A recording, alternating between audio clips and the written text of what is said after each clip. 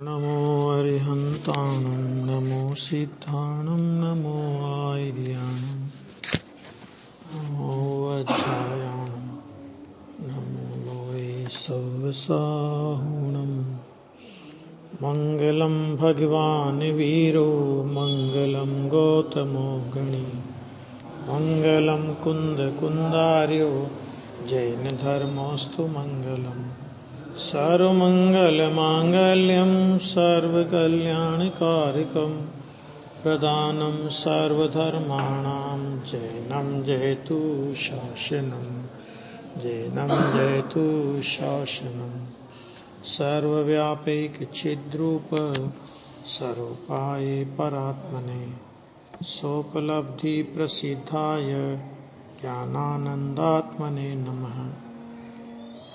195 गाथा कल हो गई थी। अब इसके बाद 196 नंबर की गाथा में एकाग्र संचेतन जिसका लक्षण है, ऐसा ध्यान आत्मा में अशुद्धता नहीं लाता, ऐसा निश्चित करते हैं। एकाग्र संचेतन का अर्थ किया है कि जिसका एक ही विषय माने अवलंबन हो, ऐसा आत्मा जिसका अवलंबन है, एक ही विषय का मतलब। तो अभी गाथा पढ़िए। जो खविद मोह कलुषो विषय विरक्तो मनोनिरुम्भिता सहावे सो अपाणं हवदीच्छादा जीवमयो है मल करि नष्ट विषय विरक्त मन रोकिने आत्मा स्वभावे स्थित छेते आत्मने ध्यानार्चे। थोड़ी चर्चा कल करी थी इसकी कि ये जो ध्यान की चर्चा है, ये मुनिराज के ध्यान की, मुनिराज होते हैं ना, क्योंकि पहली गाथाओं में ये बात आ चुकी है कि सम सुख दुख होता हुआ है ना, ये सब बातें आ चुकी हैं। तो अब आगे का जो ध्यान होता है, अब देखो यहां पे ले रहे हैं वो विषय कि जो मोह मल का क्षय करके, मोह मल का क्षय करके का क्या अर्थ हुआ था कि मिथ्यात्व का नाश किया। पहले सबसे पहले मिथ्यात्व का नाश करके ये गाथाएं आ चुकी है पहले। फिर लिया विषय से विरक्त होकर। इसका मतलब क्या हुआ कि इसका मतलब ये हुआ कि जब तक मिथ्यात्व का नाश नहीं होता, विषय से विरक्त नहीं हो सकता। विषय छूट सकते हैं बाहर में, लेकिन विरक्त नहीं हो सकता। विषय छूटना दो तरह से हो सकता है। एक तो पाप का उदय हो तो 5 इंद्रिय के विषय की सामग्री मिले ही नहीं, तो भी छूट जाता है। कभी कभी डॉक्टर छुड़ा देता है, दो। और कभी कभी कोई वैराग्य, बाहर का वैराग्य का वातावरण देख करके संसार में त्याग के नाम पर भी जीव विषयों को छोड़ देता है। सवाल यह है कि ये सब छूटने पर भी वो विषय से विरक्त हुआ कि नहीं हुआ। क्योंकि देखो, विरक्ति जो शब्द है वो नास्ति है। विरक्ति शब्द कायगा है, वो सूचक नास्ति का सूचक है। तो विरक्त हुआ तो हुआ क्या? ये तो नहीं होना हुआ। विरक्त होना मन विषयों से हटना है ना, ये तो नहीं होना हुआ। हुआ क्या? अस्थि क्या हुई? दूसरी बात कि चैतन्य स्वभाव का आनंद आए बिना विषयों में से सुख बुद्धि नहीं टूटती, और विषयों में से सुख बुद्धि टूटे बिना विषयों से विरक्त। की जिसमें सुख बुद्धि पड़ी है और तुम कह रहे हो कि मैं उससे विरक्त हो गया। और ऐसे विरक्तियों का अपन ने देखा कि जब ऐसा विरक्ति कदाचित स्वर्ग में चला जाए, मिथ्यात्व सही थे ना, हाँ, यहां विषय छोड़े और स्वर्ग में गया, और स्वर्ग में इससे ज्यादा मिले, मनुष्य गति से ज्यादा मिलते हैं। मतलब छोटे से छोटा देह हो ना स्वर्ग का, उसका भी 5 इंद्रिय के विषय सामग्री मनुष्य गति से ज्यादा होती है ना। तो वो जो मिथ्यात्व के कारण विषय की विरक्ति नहीं थी, तो वहां पर उसने विषयों को गृद्धता से भोगा, और गृद्धता से भोग करके 1 इंद्रिय तक में जन्म ले लिया। सामग्री ज्ञानी को भी होती है, 5 इंद्रिय के विषयों की सामग्री का संयोग ज्ञानी को भी होता है। भूमिका के योग्य राग भी होता है, नहीं होता ऐसा नहीं है। 5 इंद्रिय के संयोगों में दिखाई भी देता है, लेकिन कैसे? कि जैसे रोगी रोग का उपचार करता हो वैसे। अपन भगवान की पूजा करते हैं ना, अभी 10 लक्षण में तो बोलेंगे, क्या बोलेंगे? क्षुधा रोग विनाश नाये नैवेद्यम निर्वपामिति स्वाहा। नैवेद्य चढ़ाएंगे भगवान को, आपने क्षुधा रोग का नाश करने के लिए नैवेद्य का मैं त्याग करता हूं, मैंने चढ़ाता हूं आपको। लेकिन क्षुधा रोग है तो भोजन क्या होना चाहिए? देखो सीधी सी बात है, आप बोले ना भोजन क्षुधा रोग है, तो भोजन काय के लिए करते हैं अपन? भूख मिटाने के लिए करते हैं ना। तो अगर हमने क्षुधा को रोग समझा तो भोजन को क्या समझना पड़ेगा? दवा। तो दवा कितनी ली जाती है? डॉक्टर बोले 1 2 तो ये गोली 3 में 3 बार लेनी है, तो कितनी कोशिश करते हैं अपन? 2 ही बार लेने की कोशिश करते कि नहीं करते? और भोजन में 4 बार। सोचना जरा कि एक भाषा में बोलना अलग चीज होती है, ये क्षुधा रोग है और इसका विनाश करने के लिए मैं नैवेद्य चढ़ाता हूं। ऐसे विषय से विरक्त है और अंदर में सुख बुद्धि आई नहीं, तो फिर वो जो स्थिति बनती होता। इसलिए पहली कंडीशन रखी मोह मल का क्षय करके, उसके बाद दूसरी कंडीशन विषय से विरक्त होकर। क्योंकि मुनिराज इतने विषय विरक्त हो गए हैं कि गर्मी में उनको एसी की आवश्यकता नहीं होती, सर्दी में हीटर की आवश्यकता नहीं होती ना। गर्मी में वो पहाड़ की चोटियों पर जाकर तप करते हैं, सर्दी में नदी के किनारे जाकर के तप करते हैं। क्यों? ज्यादा कर्म खिरते होंगे उससे।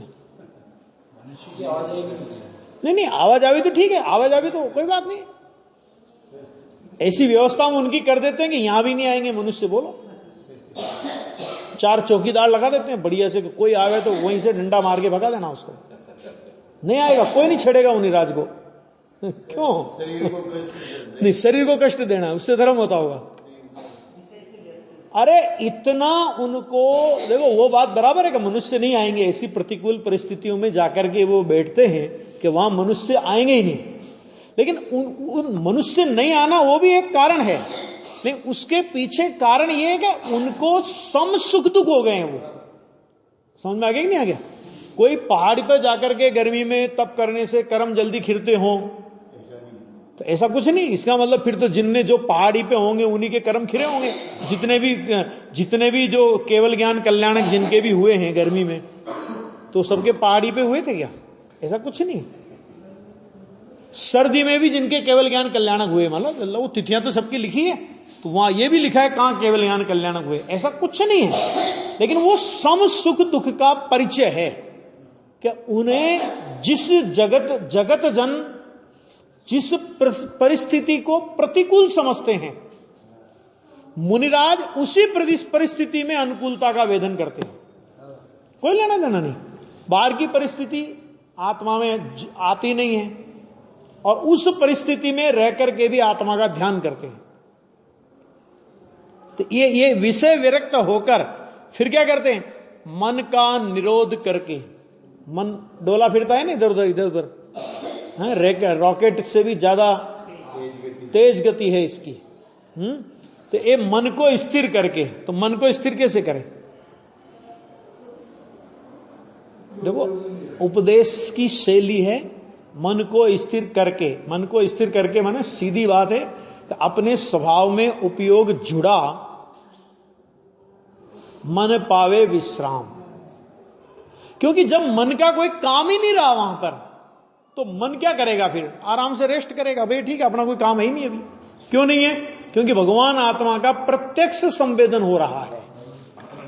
और जहां भगवान आत्मा का प्रत्यक्ष संवेदन हो रहा है तो वहां मन पावे विश्राम, रस स्वादत सुख उपजे, अनुभव या को नाम।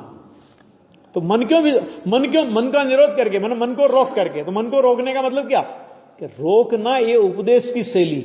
और सैद्धांतिक बात ये कि जब आत्मा का प्रत्यक्ष स्व संवेदन हो रहा है, परिणति द्रव्य स्वभाव का साक्षात वेदन कर रही है, अभी मन की जरूरत किधर है वहां। आगे देखो फिर क्या कहते हैं, स्वभाव में समवस्थित हैं, वह आत्मा का ध्यान करने वाला है। मैंने कल एक बात की ओर इशारा किया था कि देखो इसी आधार पर जो लोग ये सिद्ध करना की कोशिश करते हैं कि देखो ऐसी स्थिति हो तो आत्मा का ध्यान होता है, लेकिन इसके पिछली गाथाएं भूल चुके कि जिसमें यह कहा था कि शुद्धात्मा की उपलब्धि है लक्षण जिसका, ऐसी मोह की ग्रंथि का नाश करके, मतलब मोह की ये सब चीजें आ चुकी।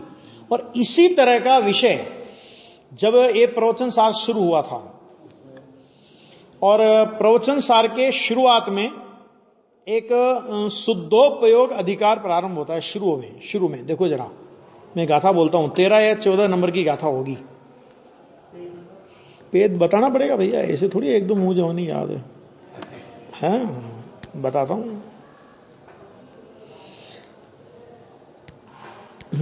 देखो 13 नंबर की शायद गाथा है, देख लेते हैं अभी।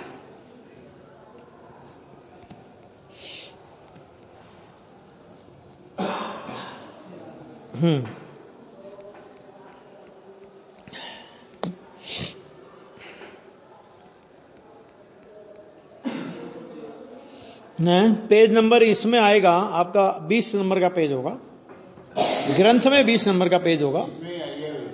आ गया ना?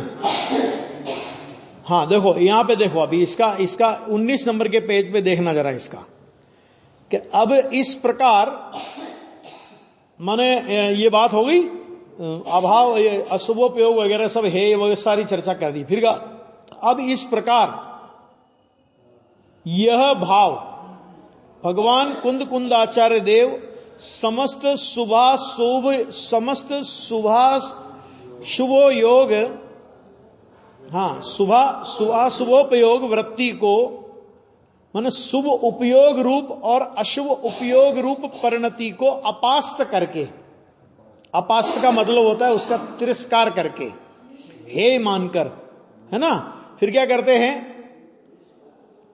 फिर वो कहते हैं कि दूर करके शुद्धोपयोग वृत्ति को आत्मसात, माना आत्म रूप करते हुए शुद्धोपयोग अधिकार का प्रारंभ करते हैं। बराबर। तो शुद्धोपयोग अधिकार का प्रारंभ करने में उसमें पहले शुद्धोपयोग के फल की आत्मा के प्रोत्साहन के लिए प्रशंसा करते हैं। क्योंकि शुद्धोपयोग के फल की प्रशंसा क्यों कर रहे हैं? तो आत्मा उसके प्रति आकर्षित तो हो। तो आकर्षित कब होगा वो? कि जब आप उसका फल बताओगे, और फल में ये बताओगे कि देखो भाई शुद्धोपयोग है, लेकिन अभी तुम स्वर्ग भी जा सकते हो इससे, तो क्या साहब फिर शुद्धोपयोग करने की जरूरत ही क्या हो? तो पुण्य से चले जाएंगे, है ना। तो उत्कृष्ट शुद्धोपयोग की बात की, ये देखना जरा कि शुद्धोपयोग से निष्पन्न हुए आत्माओं का केवली और सिद्धों का सुख अतिशय आत्मोत्पन्न, विषयातीत माने अतीन्द्रिय, अनुपम अनंत माने अविनाशी, और अविच्छिन्न माने अटूट है। ये क्या बात करी उनने? शुद्धोपयोग से प्राप्त होने वाला सुख कैसा है। तो जो शुद्धोपयोग के फल की चर्चा करेंगे तो कौन से सुख की चर्चा करनी चाहिए? मतलब पूर्ण सुख की चर्चा करनी चाहिए कि नहीं करनी चाहिए? हाँ, तो पूर्ण सुख की चर्चा यहां पे की, अनंत और सिद्धों की सुख की चर्चा की। फिर इसके बाद उन्होंने कहा, शुद्धोपयोग अधिकार का प्रारंभ करते हुए कह रहे हैं, देखना जरा,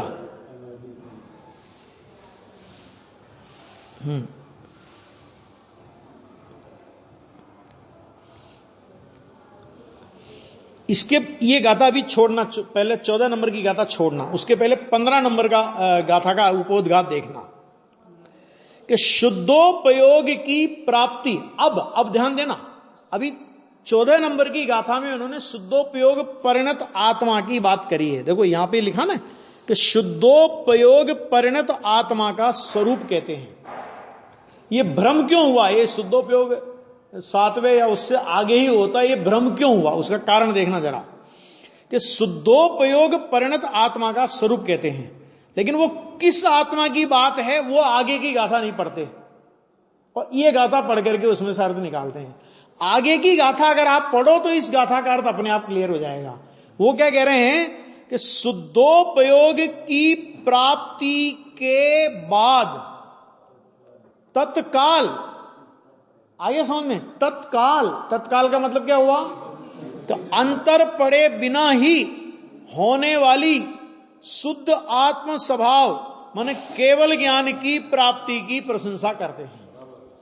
तो अब जिस शुद्धोपयोग के तत्काल बाद माने अंतर पड़े बिना केवल ज्ञान होगा, तो वो शुद्धोपयोग मुनिराज की भूमिका का होगा कि श्रावक की भूमिका का होगा? है नहीं, वो शुद्धोपयोग किसकी भूमिका का होगा? कि जिसमें अंतर पड़े बिना केवल ज्ञान की प्राप्ति होनी है। गारंटी से श्रावक की भूमिका का तो नहीं होगा। बात समझ आई ना? मैंने वहां देखो, उन्होंने शुद्धोपयोग के फल की बात की तो उन्होंने केवली के सुख को याद किया। क्यों? क्योंकि जब हम किसी चीज का फल बता रहे हैं तो जहां भी फल बताया जाएगा वहां पूर्णता की बात की जाएगी, क्योंकि प्रोत्साहन करना है। ठीक है? और उसके बाद एक गाथा बीच में अपन छोड़ रहे हैं शुद्धोपयोग वाली, और उसके तुरंत बाद उन्होंने कहा कि ये जो शुद्धोपयोग है, इस शुद्धोपयोग की प्राप्ति के तत्काल बाद अंतर पड़े बिना ही आत्म स्वभाव माने केवल ज्ञान की प्राप्ति की हम प्रशंसा करते हैं। आगे समझ में? तो इसका मतलब क्या हुआ? कि इसका मतलब ये हुआ कि ये उस उत्कृष्ट शुद्धोपयोग की चर्चा है कि जिसके बाद जिसके होने पर अंतर पड़े बिना, अगर मैं ये कहूं कि श्रेणी के शुद्धोपयोग की चर्चा है। क्या? क्योंकि श्रेणी का शुद्धोपयोग ऐसा शुद्धोपयोग है कि जिसमें अंतर पड़े बिना केवल ज्ञान होता है। 7वें गुणस्थान के शुद्धोपयोग की चर्चा भी नहीं है ये भाई साहब। क्यों? क्योंकि 7वें गुणस्थान से तो गिर के 6ठे में आता है।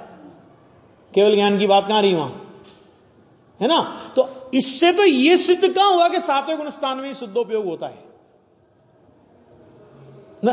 अगर इस जो अभी अपन गाथा पढ़ेंगे, अगर उस गाथा के आधार पर अगर आप ये सिद्ध करना चाहोगे नहीं 7वें गुणस्थान में शुद्धोपयोग होता है, तो हम वो गाथा, तो उसके आगे की गाथा उसी से कनेक्टेड गाथा है ना। तो वो तो ये कह रही है कि अंतर पड़े बिना केवल ज्ञान होता है, और हम तो केवल ज्ञान की प्रशंसा करते। तो जब जिसके अंतर पड़े बिना केवल ज्ञान होता है, वो शुद्धोपयोग 7वें गुणस्थान का होगा या श्रेणी का शुद्धोपयोग होगा? कम से कम 8वें गुणस्थान और उससे ऊपर का होगा, क्योंकि एक बार 8वें गुणस्थान की श्रेणी की धारा चली ना, अब वो शुद्धोपयोग की धारा केवल ज्ञान लेकर के रहेगी। छपक श्रेणी की बात है, केवल ज्ञान लेकर के रहेगी। तो 7वें में होता है, ये बात तो इस गाथा से भी सिद्ध नहीं हो रही है। इस गाथा से तो 8वें और उससे आगे के गुणस्थान में शुद्धोपयोग की बात सिद्ध हो रही है। ये तो उस शुद्धोपयोग की हम चर्चा कर रहे हैं। इसका मतलब 7वें गुणस्थान में जो शुद्धोपयोग होता है, जब उस शुद्धोपयोग की चर्चा भी इस गाथा में नहीं है, तो आप बताओ 7वें गुणस्थान में शुद्धोपयोग माने कि नहीं माने? न्याय समझ में आ गया? नहीं आया? आ गया न्याय समझ में? कि 7वें गुणस्थान के शुद्धोपयोग की चर्चा नहीं है इस गाथा में। तो कौन सी गाथा में? 14 नंबर की गाथा में, है ना? क्योंकि उसके बाद ये कहा ना कि अंतर पड़े बिना केवल ज्ञान होता है। तो अंतर पड़े बिना केवल ज्ञान 7वें गुणस्थान के शुद्धोपयोग में नहीं होता। 7वें गुणस्थान से 6ठे गुणस्थान में भी आ सकता है, जरूरी नहीं। जरूरी नहीं है साथी से अप्रमत्त हो तो श्रेणी में भी चला जाए, लेकिन संभावना तो है ना 7वें गुण, और बहुभाग संभावना 6ठे गुण स्थान में आने की है। श्रेणी कितने जीव मानते? श्रेणी कितने जीव मानते हैं बताओ जरा। तो फिर भाई 7वें गुण स्थान में हम शुद्धोपयोग माने कि नहीं माने, ये बताओ। इस गाथा से तो 7वें में भी शुद्ध नहीं हो रहा, और 7वें में अगर निर्विवाद है तो भाई साहब चौथे और 5वें में क्यों नहीं मानेंगे? वहां श्रावक दशा के लिए शुद्धोपयोग होता है, वहां सम्य दर्शन के लिए शुद्धोपयोग होता है। 7वें में मुनि दशा के लिए शुद्धोपयोग होता है, क्यों 6ठे 7वें गुणस्थान की झूलती हुई दशा वो मुनि दशा की। देखो हर शुद्धोपयोग का स्टेज है। सम्यक दर्शन के लिए जो शुद्धोपयोग होता है वो 4थे गुणस्थान का शुद्धोपयोग है। श्रावक दशा के लिए जो शुद्धोपयोग हुआ वो 5वें गुणस्थान का शुद्धोपयोग है। मुनि दशा के लिए जो शुद्धोपयोग हुआ वो 7वें गुणस्थान का शुद्धोपयोग है। 6ठवें गुणस्थान में शुद्धोपयोग नहीं होता। 6ठा गुणस्थान विकल्प का गुणस्थान है। क्यों? क्योंकि भाई साहब शुद्धोपयोग से गिरना नहीं होता, शुद्धोपयोग से चढ़ना होता है। ख्याल में आ गया कि नहीं आ गया? शुद्धोपयोग से गिरते हैं कि चढ़ते हैं? और 7वें से गिरे तो 7वें से जब गिरे और 6ठे में आए हो तो शुद्धोपयोग कैसे मान लोगे वहां पे? और जो 8वें गुणस्थान यानी साथी से अप्रमत्त और यानी 8वां गुणस्थान जो श्रेणी का गुणस्थान कहलाता है, कि वो जो शुद्धोपयोग होता है वो अरिहंत दशा के लिए शुद्धोपयोग होता है, कि जहां शुद्धोपयोग का फल प्रकट हो जाता है। अब शुद्धोपयोग नहीं रहता, माने शुद्धोपयोग मैंने उपयोग को पर से हटा के आत्मा में जोड़ना नहीं रहता, लेकिन शुद्धोपयोग का फल प्रकट हो जाता है। और वो शुद्धोपयोग का फल भी, क्योंकि जब जिसका कारण शुद्धोपयोग है तो उसका फल क्या होगा? शुद्ध होगा क्या? शुद्ध होगा, शुद्ध होगा। और शुद्ध फल होवे शुद्ध और मिले अशुद्धता से पुण्य फलारंता। अरे वाह रे वाह, है अमरचंद आचार्य ने लिखा पुण्य फलारंता। पुण्य फलारंता नहीं लिखा, ये लिखा है कि अरिहंत भगवान पुण्य फल वाले हैं। पुण्य का फल अरंत ये नहीं लिखा उन्होंने। ये समोसन वगैरह लगते हैं ना, दिव्य ध्वनि खिरती है कि ये जो दिव्य विहार होता, ये पुण्य का उदय है उनके, ये उनके पुण्य का उदय है। पुण्य से केवली होते ये नहीं कह रहे, केवली को पुण्य का उदय है, लेकिन वो केवली को पुण्य का उदय उनका कुछ भी नुकसान नहीं करता, इसलिए उनका उदय होने पर भी उसे छाईक कहा गया। ये वहां पर अर्थ है।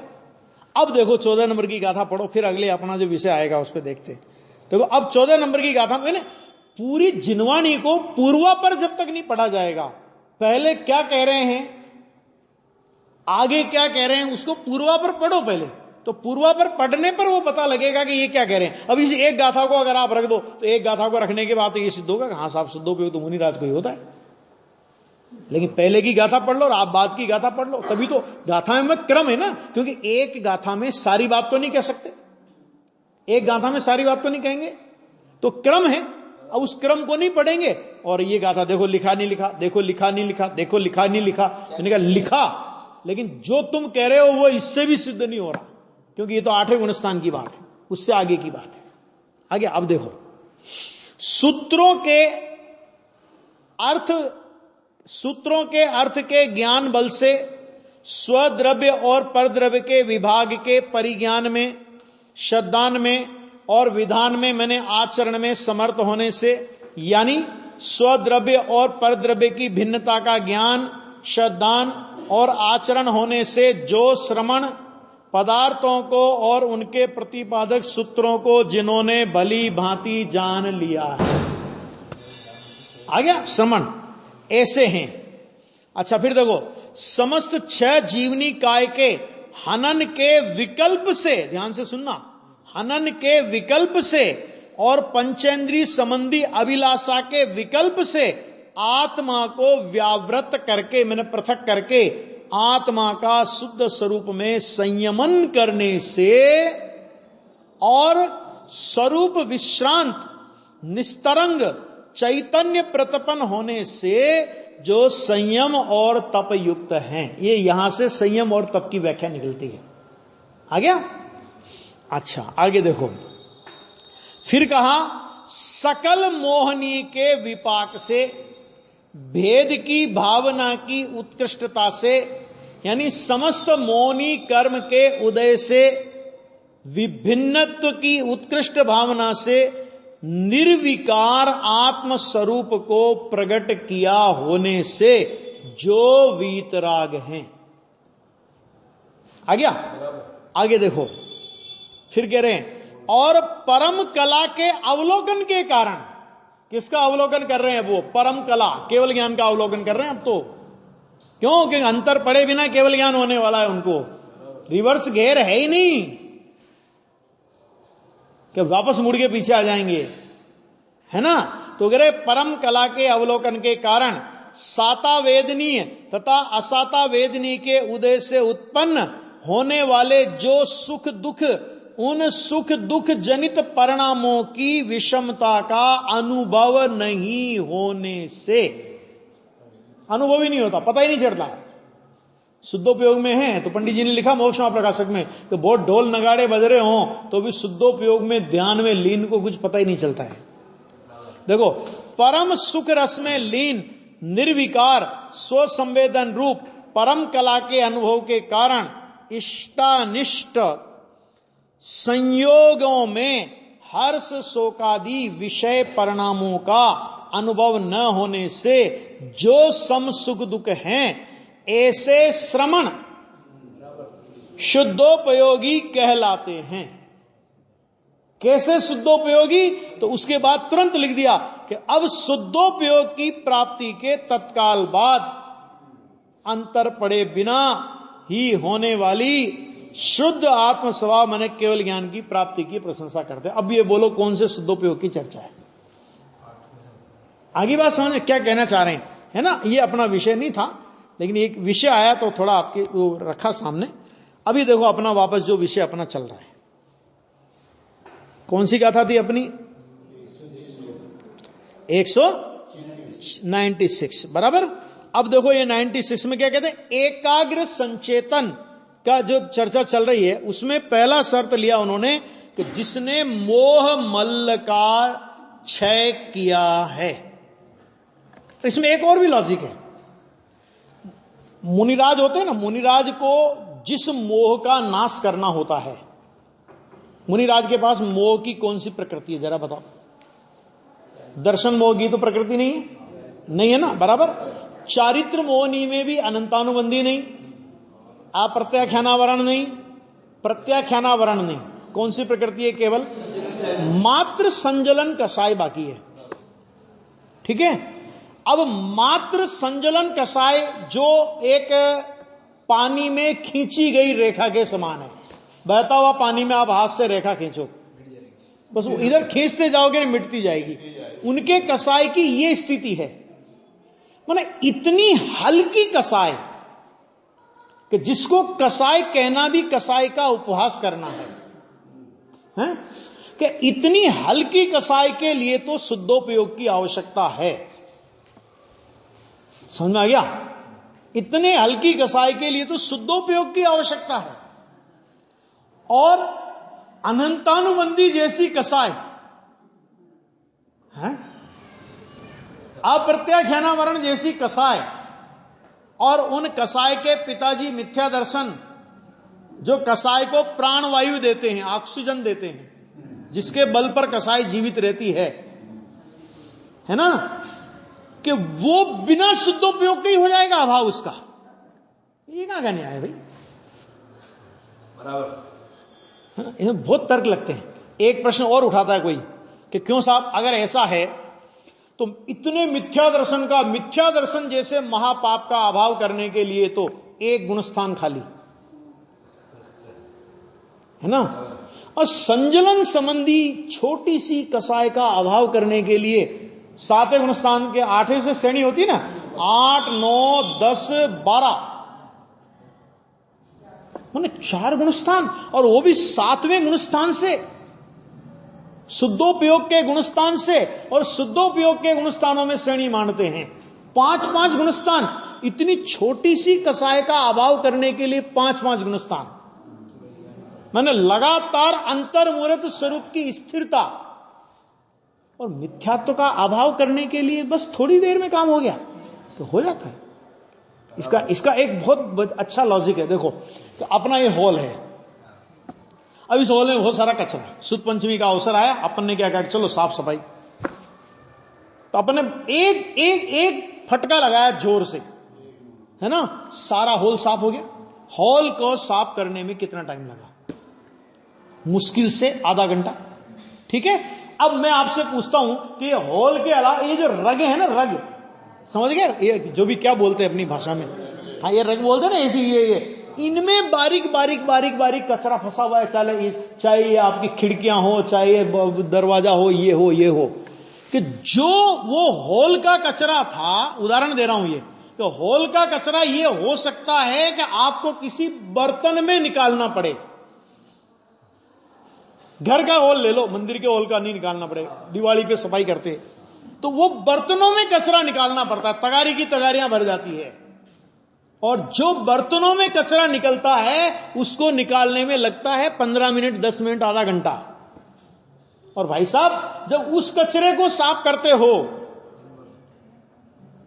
तो 2-2, 4-4 दिन लग जाते हैं, और कचरा एक गिलास में भरो तो उतना भी नहीं आता है। कचरा कम है, समय अधिक है, पुरुषार्थ अधिक है। इधर कचरा बहुत है, लेकिन इसके लिए नहीं आवश्यकता उतने पुरुषार्थ की। क्यों? क्योंकि ये तो सामने दिखता है। मिथ्यात्व तो बड़ा पाप है, तो जो बड़ा होता है ना, कि बड़े को भगाने में उतना टाइम नहीं लगता। छोटा ऐसा है कि वो ख्याल में नहीं आता, दिखता ही नहीं है, सीधा सीधा तो पता ही नहीं पड़ता कि ये भी कसा है, ये भी कसा, ये भी ऐसा। मतलब वो जितनी, उसके लिए स्वरूप की एकाग्रता की आवश्यकता है, लगातार एकाग्रता से जाएगा वो। और ये जो बड़ा मिथ्यात्व का पाप है ना, कि एक बार स्वरूप में एकाग्रता हो गई, अनंत काल के लिए नहीं आएगा। आगे ये अंतर है, ये देखो यहां पे। तो फिर क्या किया इन्होंने कि मोह मल का नाश किया, जिसका मूल है ऐसे आत्मा के मोह मल जिसका मूल है, ऐसी पर द्रव्य प्रवृत्ति का अभाव होने से। पर द्रव्य प्रवृत्ति क्यों होती है? देखो, पर द्रव्य प्रवृत्ति कि जब तक पर द्रव्य के अंदर अपने पने की प्रतीति होगी, जैसी प्रतीति वैसी प्रवृत्ति। प्रतीति माने श्रद्धा, अब प्रवृत्ति माने चारित्र। तो हमारी जैसी श्रद्धा होगी, हमारी उसी के अनुरूप प्रवृत्ति होगी। जब हमें पर द्रव्य में अपने पने की हमको प्रतीति है, पर द्रव्य में किसकी प्रतीति है? अपने को, अपने पने की प्रतीति है, तो प्रवृत्ति भी पर द्रव्य रूप प्रवृत्ति होगी। समझ में आ गया?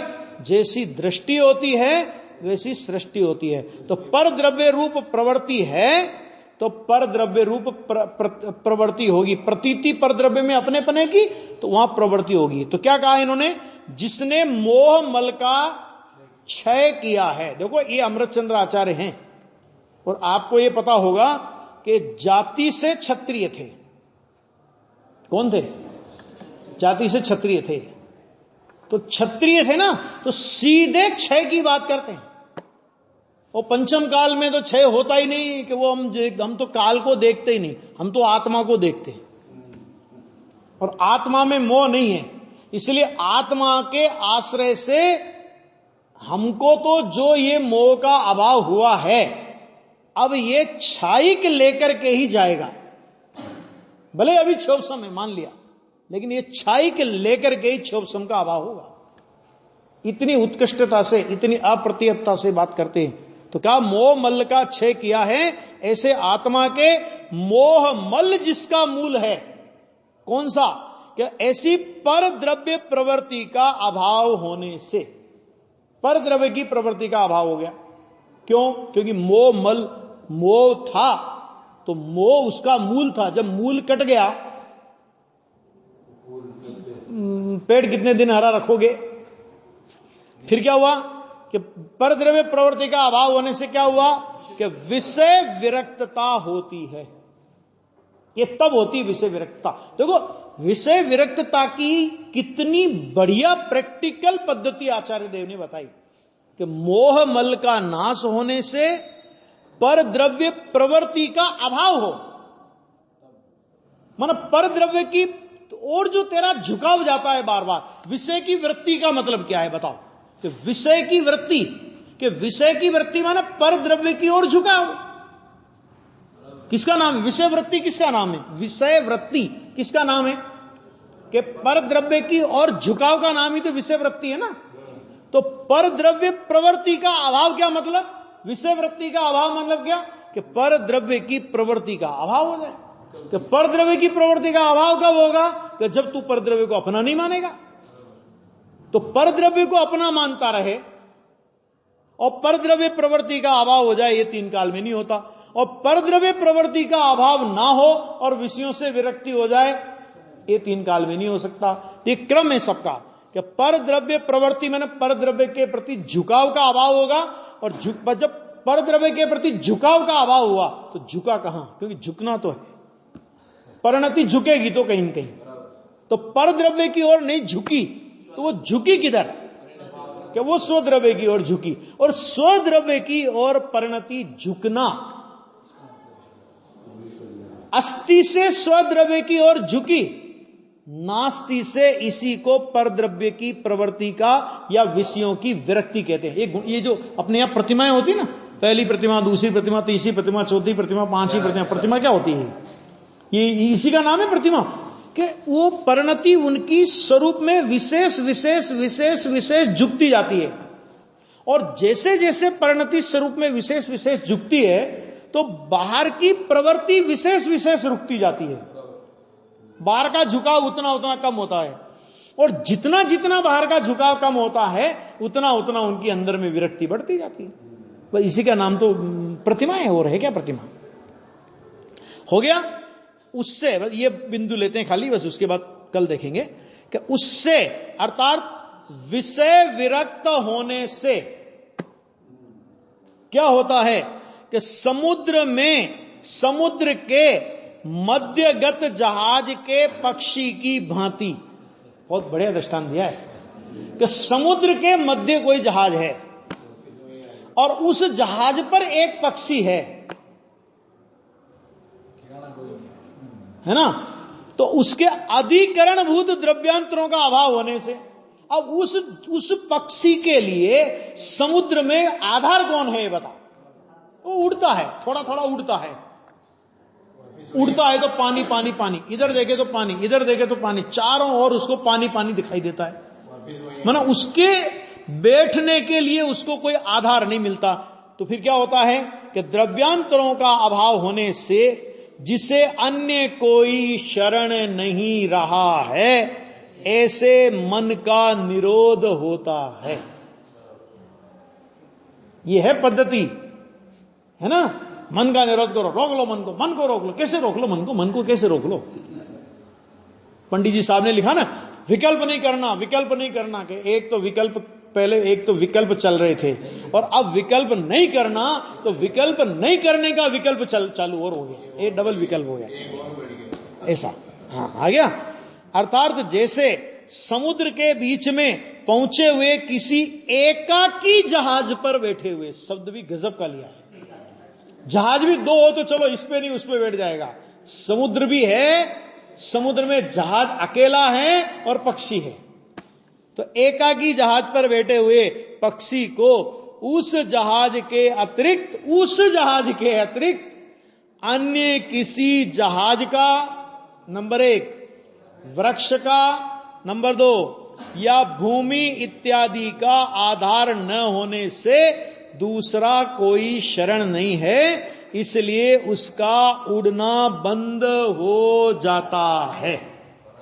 समझ में आ गया? ये है देखो पद्धति, एक तरह से ध्यान की पद्धति। ये जो ध्यान के शिविर लगाते हैं ना लोग, हैं सब बैठ जाओ, और अभी तो बहुत बड़े ऐसी हॉल है ना, उसमें ध्यान के शिविर, और उसमें क्या ध्यान के शिविर, कि पति पत्नी दोनों को साथ में बैठा देंगे, है ना। युगल जी साहब की भाषा में कहें तो तुमने ब्रह्मचर्य की मर्यादा की हत्या तो वहीं कर दी है। ध्यान के लिए तुम बैठे हो ना, क्या क्या काय का ध्यान है, क्योंकि ध्येयभूत वस्तु का पता नहीं, ध्यान काय का। तो ये एक पद्धति है ना, इसकी और चर्चा बहुत विस्तार से, थोड़ी गंभीर चर्चा है, और अपन कल करते हैं।